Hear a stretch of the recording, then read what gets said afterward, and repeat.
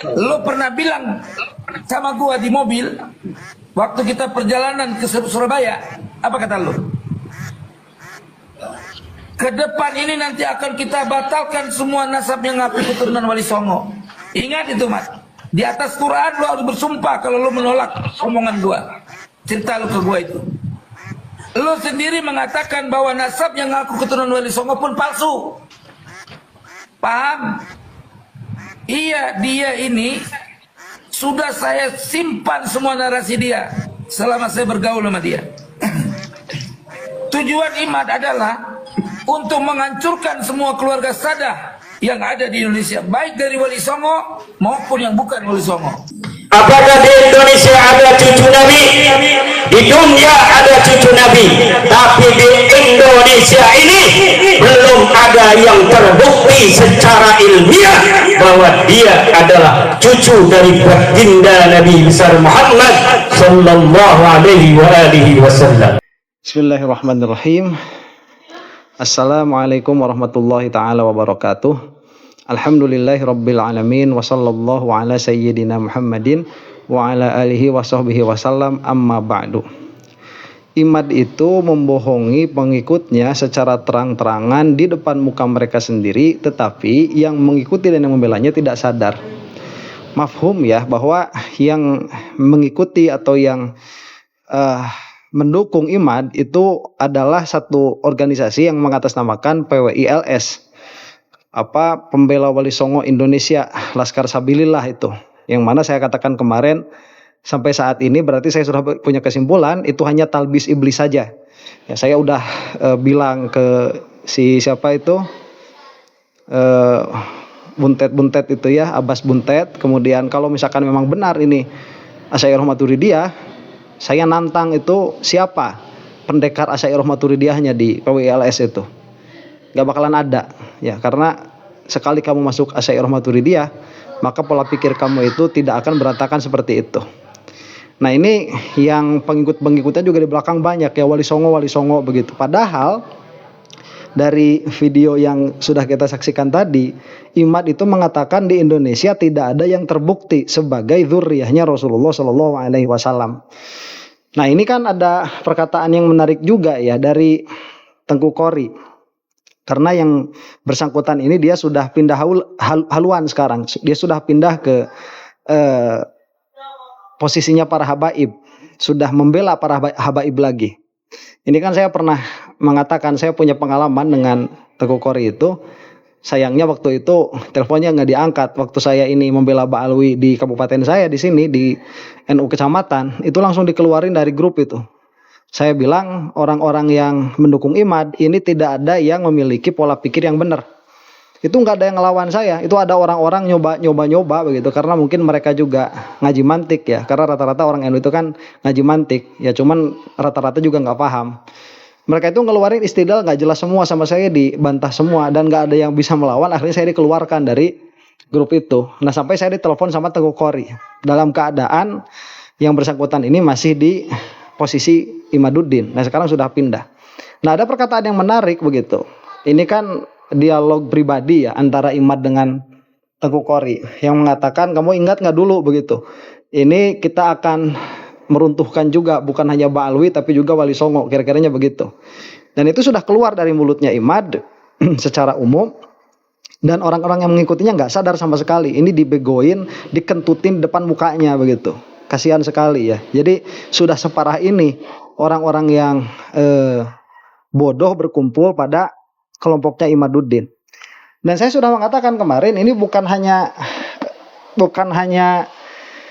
pada wilayah kebodohan, tapi sudah masuk kepada naun minal junun. Ini sudah mulai masuk kepada macam dari kegilaan. Jadi Imaduddin ini, kalau kita lihat dari teori ya, Jadi dari teori kejiwaan, ini sudah sakit jiwa. Dia itu pede sekali mengatakan tidak ada ulama yang berani melawan dia. Kemudian tidak ada pejabat yang berani melawan dia, sampai harus memborong partai politik. Kemudian membatalkan Ba'alwi dalam keadaan dia sendiri bapaknya nggak jelas. Dia tidak mau mengakui bapaknya siapa. Ini sudah banyak sekali penyakit-penyakit di dalam dirinya itu ada narcissistic, personality disorder, kemudian di situ juga ada projection ya, di mana dia itu merasa insecure kepada dirinya sendiri, tetapi dia ingin orang lain memiliki insekuritas itu kalau di dalam bahasa kita disebut hasad. Ini sudah kumpulan orang-orang yang tidak memiliki pola pikir sama sekali dan akhirnya menunjukkan kepada kegilaan. Dan kemarin ada yang menarik ya, ternyata kita juga sudah melihat kan ada maskot di kelompok Imad itu. Siapa maskotnya itu? Di antaranya Mama Gufron. Dan Mama Gufron ini kan udah nggak kita anggap menistakan agama ya. Mama Gufron ini sudah kita anggap junun, omongannya itu sudah melantur, itu tidak ada qodiyahnya, tidak ada mukodimahnya, ngelantur. Bertemu malaikat, ngobrol omongan Suryani, ada aja yang ngedengerin. Jadi ini sudah bukan kumpulan orang-orang bodoh, ini sudah kumpulan orang-orang gila ya. Ini sudah kumpulan orang-orang stres. Dan luar biasanya lagi, orang kaya kita nih, orang kaya saya masih nanggepin orang kaya dia. Akhirnya ya ikut-ikutan gila juga. Memang subhanallah, memang betul ya. Seharusnya itu akhir zaman itu kita bukan malah masuk ke dalam pusaran fitnah, tapi kita itu seharusnya ya menjauhi pusaran fitnah itu. Ya karena yang menanggapi orang gila itu kan ya gila juga. Cuman ya masalahnya gini sekarang, orang-orang yang sakit itu sudah bukan ada di dalam rumah sakit ya. Jadi sekarang itu orang-orang sakit sudah berada di luar. Akhirnya hada zaman nusukut waluzumul buyut, itu memang betul begitu. Jadi memang sekarang itu zamannya kita itu diam dan diam di rumah ya. Tapi masalahnya ya kalau sudah tanggung seperti saya ini masuk ke dalam perbincangan masalah-masalah nasab, kemudian Masya Allah ya, ini luar biasa. Ya cuman ala kulli halin saya masih semangat untuk melaksanakan apa saya laksanakan, karena alhamdulillah banyak komentar-komentar positif juga. Yang negatifnya juga banyak sekali begitu ya. Tetapi saya lihat kan di situ di dalam video itu ada like and dislike begitu. Itu posisi like-nya itu masih bagus. Jadi posisi keumuman video saya itu yang likes itu masih 94%. Jadi masih bagus lah begitu ya. Nah, kulihalin mudah-mudahan ada manfaatnya dari apa yang sudah dibagikan itu. Nah, jadi memang dialog begitu ya, dialektika ini setidaknya to keep us sane ya, untuk membuat kita ini masih dalam keadaan sadar, masih dalam keadaan waras. Ya karena ketidakwarasan itu makin terjadi. Ya kita lihat kemarin di dalam acara login itu di situ ada Sujiwo Tejo, kemudian ada Habib Ja'far, kemudian ada dua orang lagi, siapa itu Boris, siapa itu ya, saya nggak terlalu paham. Nah cuman di situ lucu ya, ini Sujiwo Tejo didudukan, dia itu sebagai apa begitu, dalam acara apa? Ini kan acara Ramadan, kemudian Sujiwo Tejo itu sebagai bintang tamu. Nah posisi Sujiwo Tejo sebagai bintang tamu ini apa? Dia itu ahli apa? Ahli budaya, apa ahli agama, apa ingin melihat pandangan keagamaannya. Nah ini tatkala orang-orang gila seperti ini, saya katakan orang gila ya. Kenapa? Karena omongannya itu melantur, nggak pakai kaidah, nggak berpikir dulu. Itu ditanggapi oleh orang-orang yang secara masyarakat punya stigma ahli agama. Kemudian ditanya tentang pandangan agamanya, ya keluarlah omongan-omongan yang melantur seperti itu. Ini kalau misalkan yang masalah nanti, ini bisa diambil sebagai suatu patokan yang dianggap sebagai sebuah kebenaran. Nah makanya kalau ada yang bagus itu seperti di Metro TV itu ya, kemarin tuh ada yang mengundang siapa, Caimin ya, Caimin itu sebagai hostnya. Kemudian ada beberapanya dari Lirboyo. Nah itu tepat itu. Kalau mau ngobrolin tentang agama, bukan ngambil orang-orang kayak Sujiwo Tejo, apalagi si Imad ini. Begitu. Jadi memang sudah kelihatan ya. Hubbul jah itu berbahaya sekali. Mudah-mudahan kita semua dilindungi oleh Allah Subhanahu wa taala dari hal itu. Mencintai jabatan itu berbahaya, kemudian mencintai ketenaran itu memang berbahaya. Ini luar biasa, fitnah yang sangat besar. Itu bisa-bisa kita itu hidup dari mulai bangun tidur sampai tidur lagi itu hanya memikirkan hal itu. Ini bermasalah dan naudzubillahi min dzalik ya. Ini saya berbicara dalam keadaan komentator lah ya. Komentator mah bebas komentarin. Ini si Imad itu Masya Allah, dia itu udah kelihatan kan dulu gagal nyalon ya, katanya itu, saya nggak tahu ini rumor ya, jadi saya tidak mengatakan ini sebagai fakta. Cuman ada orang mengatakan ini sebagai fakta. Nah, cuman saya tidak mengecek fakta itu, maka saya anggap ini sebagai rumor saja bahwa dia itu memang ingin menjadi pejabat begitu. Cuman waktu minta izin ke FPI itu sama FPI nggak diizinkan, dan banyak problem di belakangnya. Nah, itu yang ada kumpulan bola salju yang menjadikan Imad itu sangat sakit hati kepada orang-orang yang mengaku sebagai dzurriyyahnya Rasulullah Shallallahu alaihi wasallam. Ya akhirnya membabi buta ya. Akhirnya nanti bukan hanya Ba'alwi saja tetapi Wali Songo juga akan eradikasi begitu, akan dihilangkan, akan dilenyapkan karena memang itu adalah sebuah tatanan sosial. Jadi salah satu tujuan penjajah itu adalah untuk apa? Untuk menghancurkan tatanan sosial, dan tatanan sosial sedikit banyak dari Imad itu ya ada pengaruhnya. Ya, saya kemarin ngobrol dengan beberapa pesantren yang memang pro Ba'alwi, itu sampai ada santri-santrinya yang diambil gara-gara orang tuanya itu pro sama Imad begitu. Itu sudah sampai separah itu. Jadi jangan kira ini tidak ada implikasinya di dalam dunia nyata. Kalau ada yang mengatakan ini hanya terjadi di dunia maya saja, hanya di internet saja ramainya. Oh enggak, ini betul-betul terjadi pengerusakan sosial begitu. Ini betul-betul terjadi, dan orang-orang yang bodoh juga dikumpulkan begitu ya, dengan orang-orang yang bodoh. Kemudian orang-orang yang nggak mau tahu ngomongin sama kita itu nggak ada kerjaan lagi, cuman ngobrolin tentang nasab dan lain sebagainya. Padahal ini adalah salah satu basis kekuatan Islam. Jadi percuma ya, dalam pengertian secara politik atau secara ekonomi Islam itu banyak, tetapi tidak ada satu figur yang dituakan, tidak ada satu figur yang bisa diikuti begitu. Karena pemimpin itu baik jeleknya, pemimpin itu harus ada, dan sangat mudah sekali tatkala kita itu melihat seorang pemimpin misalkan seperti Habib Rizik misalkan begitu, ya mudah karena ada dzurriyyah. Ada keterikatan kita dengan Rasulullah Shallallahu alaihi wasallam. Atau jangan jauh kita mengatakannya seperti Gus Dur misalkan ya.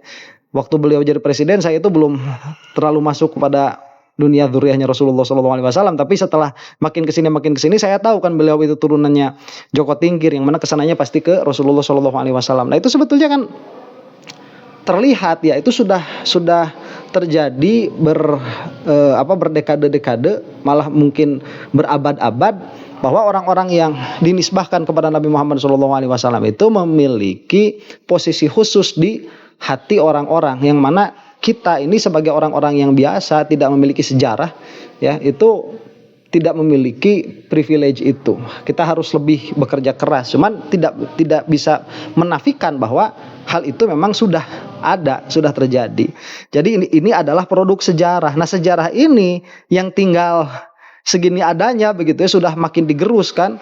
Kita itu dari budaya kita sudah digerus, kemudian dari agama kita sudah digerus, kemudian dari idola-idola kita itu juga mau digerus juga. Ada alasan kenapa di dalam bahasa Inggris para artis itu disebut idol ya. Idol itu pun termasuk nanti bermakna patung. Itu yang diidolakan, yang dipatungkan, yang diagungkan nantinya begitu. Nah, nanti keluar idola-idola.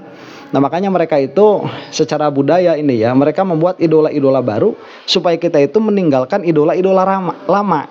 Ada K-pop di situ, ada Hollywood di situ, supaya tatanan-tatanan sosial yang mana tadinya itu kita gandrung dengan para habaib, kita gandrung dengan para ulama, diambil sedikit-sedikit untuk masuk ke wilayah itu ya. Makanya sebetulnya kan sama saja kalau misalkan mereka mengatakan para habaib itu suka dawir begitu ya, atau kita katakanlah emangnya kiai juga gak ada yang dawir begitu, sama saja. Itu kan wilayahnya idols ya di dalam agama.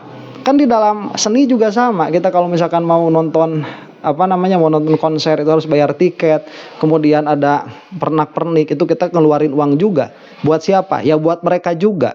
Jadi sebetulnya sama. Ini sudah menjadi tabiat kemanusiaan. Manusia itu dia tidak akan bisa hidup tanpa idol, tanpa idola, tanpa role model. Itu tidak bisa. Nah, pada akhirnya kita ini perang ide, di mana role model ini akan masuknya, akan datangnya. Nah, Imad ini dia mau menghilangkan role model itu dari Habib, dari keturunan Wali Songo. Ini mau dihilangkan semua, dan itu terlihat dari pembicaraan antara Teku Qori, yang mana Teku Qori itu mengatakan, ingat nggak dulu begitu ketika saya ngobrol sama kamu. Dan itu pun ada keluar perkataan dari Imad memang yang mengatakan di Indonesia ini tidak ada dzurriyyahnya Rasulullah Shallallahu Alaihi Wasallam. Jadi entah bagaimana dan entah untuk siapa video ini dibuat, dalam pengertian karena orang yang sudah akan menolak perkataan Imad, apapun nanti yang Imad katakan akan menolak, dan orang yang sudah terpatri di dalam hatinya kecintaan kepada dzurriyyah Rasulullah SAW itu pun tidak akan bisa dicabut. Cuman saya mau mengatakan begini, apabila kamu itu berkumpul dengan kelompoknya Imad, maka ya selamat bersenang-senang lah ya, karena kamu itu sedang berkumpul dengan kumpulan orang-orang yang sedeng yang pikirannya nggak jelas, orientasi hidupnya nggak jelas, yang ingin menghancurkan tatanan sosial yang ada, bukannya dipupuk kuat tapi malah dihancurkan begitu. Ya, adapun kurang lebihnya dari para habaib itu memang pasti akan selalu ada, dan itu tidak akan bisa lepas, pasti selalu ada, karena kita membicarakan suatu makna yang membernya sangat banyak. Jadi kalau kita mengatakan Ba'alwi itu sudah bukan 1 2, Ba'alwi itu lebih banyak daripada polisi, lebih banyak daripada tentara. Maksud saya itu kalau misalkan polisi saja dengan 1 2 oknum itu seluruh institusi kepolisian bisa rusak, apalagi Ba'alwi yang mana kemungkinan banyaknya oknum itu lebih banyak daripada polisi karena anggotanya itu membernya lebih banyak begitu. Jadi ala kulli halin, mudah-mudahan yang masih bisa berpikir, kita insaf, jangan masuk ke dalam golongan orang-orang yang